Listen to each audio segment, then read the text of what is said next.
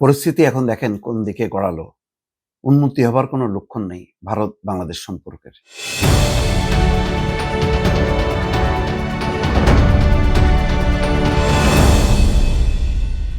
খবর হলো ভারতীয়দের জন্য ভিসা সীমিত করলো বাংলাদেশ। দিল্লিতে অবস্থিত বাংলাদেশের হাইকমিশন ত্রিপুরার আগরতলা ও আসামের গুয়াহাটির পর এবার ভিসা সীমিত করেছে কলকাতা, মুম্বাই এবং চেন্নাইয়ের বাংলাদেশ উপ হাইকমিশন। ৫টা-৬টা কেন্দ্র যেখান থেকে ভিসা ইস্যু করা হতো সেই জায়গাগুলো থেকে সীমিত করা হয়েছে। আজ থেকে এই সিদ্ধান্ত কার্যকর হয়েছে। ব্যবসায়িক এবং কর্মসংস্থান ভিসা ছাড়া, শুধু বিজনেস এবং কাজের ওয়ার্ক ভিসা ছাড়া অন্য সব ধরনের ভিসা ইস্যু বন্ধ রাখছে। তার মানে যদি পড়াশোনার হইতে পারে, মেডিকেল হইতে পারে, ট্যুরিস্ট হইতে পারে, সেগুলো বন্ধ রাখছে। মানে ব্যবসায়িক আর কর্মসংস্থানের সংখ্যাটা খুব বেশি না। এর কারণটা কি?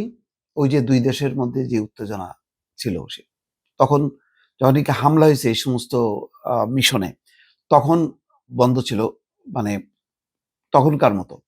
কিন্তু আনুষ্ঠানিক সিদ্ধান্ত নেওয়া হয়নি। এখন সিদ্ধান্ত নেওয়া হলো।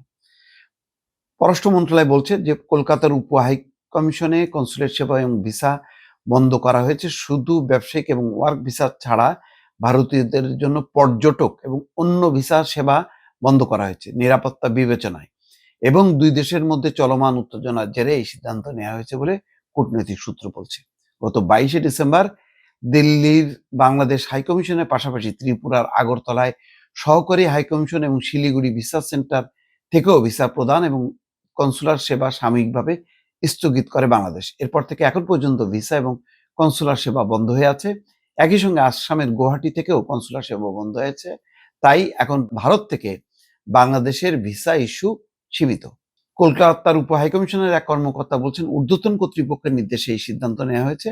বর্তমানে ভারত থেকে শুধু ব্যবসায়িক এবং কর্মসংস্থান ভিসা চালু আছে।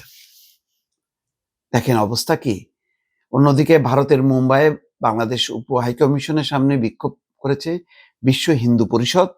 বুধবার কোনো ধরনের আগাম সতর্কতা ছাড়াই বিএইচপির প্রায় ১.৫ শতাধিক নেতা কর্মী গিয়ে বাংলাদেশ বিরোধী স্লোগান দিয়ে মিশনের প্রায় ৩০ মিটার কাছে চলে আসে। এক পর্যায়ে পুলিশের সঙ্গে বিএইচপির সমর্থকদের ধস্তাধস্তি হয়। এর আগে নিরাপত্তার জের ধরে ২০২৪ সালে ৫ই আগস্টের পর থেকে বাংলাদেশিদের জন্য ভিসা সীমিত করে ভারত। তো ভারত তো সেই ৫ই আগস্টের পর থেকে সীমিত করছে।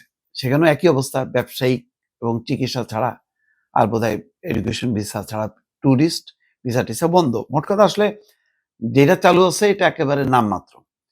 এখন বাংলাদেশে এটা করলো, তার মানে আরো অবরুদ্ধ হয়ে গেল পরিস্থিতিটা। বুঝতে পারছেন?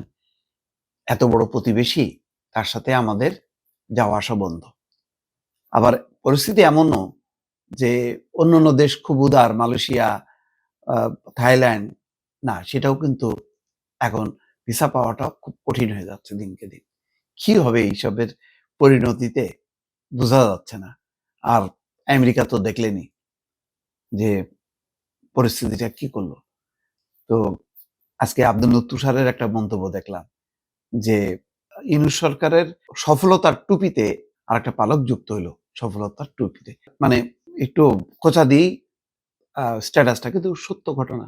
বিপুল পরিমাণ $১৫,০০০ বন্ড দিয়ে আপনাকে যাইতে হবে। দুনিয়াটা ছোট হয়ে আসছে বাংলাদেশের জন্য। আর বাংলাদেশও ভারতের সাথে যে অবস্থা, তাতে তো আর সীমিত করা ছাড়া বাংলাদেশের পক্ষেও আর সম্ভব না। তো ফলে সামনের দিনে এই আসা যাওয়া, ব্যবসা বাণিজ্য, এগুলো খুব সংকুচিত হয়ে যাবে। পরিস্থিতিটা ভালো না, এক কথায় বলা যায়।